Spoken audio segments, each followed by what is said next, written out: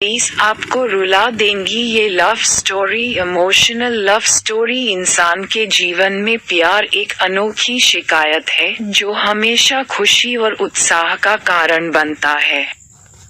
अगर हम किसी रोमांटिक प्यार की कहानी की बात करें तो ये कनेक्शन की कहानी होती है जी हम जीवन भर नहीं भूल सकते। इस तरह की कहानियों में एक सामान्य इंसान के जीवन में आने वाली उन अवस्थाओं को बताया जाता है जो उसे एक अजनबी से प्यार करने के लिए मजबूर कर देते हैं। इस ब्लॉग में हम आपको एक ऐसी ही जुड़े प्यार की कहानी से रूबरू करेंगे जो आपके दिल को छू जाएगी। सोफी कॉफी शॉप में बैठी खाली कुर्सी को घूर रही थी। वह 1 घंटे से अधिक समय से अपने प्रेमी डैनियल का इंतजार कर रही थी। उन्होंने कॉफी के लिए मिलने की योजना बनाई थी, लेकिन वह नहीं दिखा था, न ही उसने उसके किसी मैसेज या कॉल का जवाब दिया था। जैसे ही वह वहां बैठी, उसका मन उस दिन तक भटक गया जब वे पहली बार मिले थे। यह एक पारस्परिक मित्र की पार्टी में था और डैनियल ने तुरंत उसकी आंख पकड़ ली थी। वह आकर्षक, मजाकिया था और उसे सहज महसूस कराने का एक तरीका था। उस रात के बाद उन्होंने डेटिंग शुरू कर दी और सोफी को ऐसा लगा जैसे उसे अपना हमसफर मिल गया हो। उन्होंने अनगिनत घंटे बातें करने, हंसने और शहर को एक साथ तलाशने में बिताए। लेकिन हाल ही में चीजें अलग थीं। डैनियल दूर और मूडी हो गया था और सोफी समझ सकती थी कि कुछ गलत था। उसने उससे बात करने की कोशिश की, लेकिन उसने हमेशा उसे ये कहते हुए टाल दिया कि वह काम से तनाव में है। कॉफी शॉप का दरवाजा खुलने की आवाज से सोफी के विचार बाधित हुए। उसने ऊपर देखा और डैनियल को उसकी ओर चलते देखा। उसके हाथ में फूलों का गुलदस्ता था।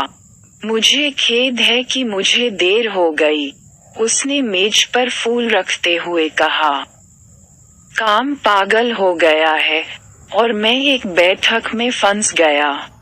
सोफी मुस्कुराई। उसे देखकर राहत मिली। उन्होंने अपने पेय का आदेश दिया और पकड़ने के लिए बैठ गए।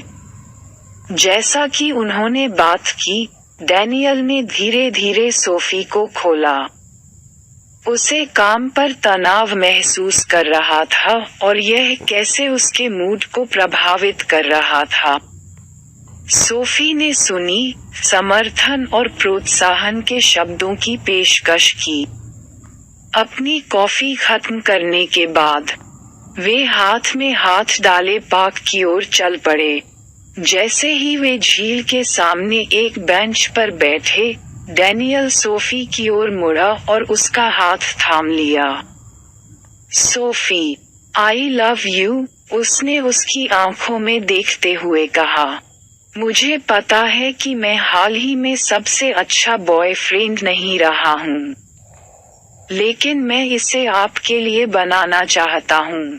मैं हमारी समस्याओं पर काम करना चाहता हूँ और इस रिश्ते को पहले से ज्यादा मजबूत बनाना चाहता हूँ। उसे देखते ही सोफी की आंखों में आंसू आ गए। वह जानती थी कि हाल के संघर्षों के बावजूद वह उससे प्यार करती है। मैं भी तुमसे प्यार करती हूँ, डैनियल, उसने अपना हाथ निचोड़ते हुए कहा।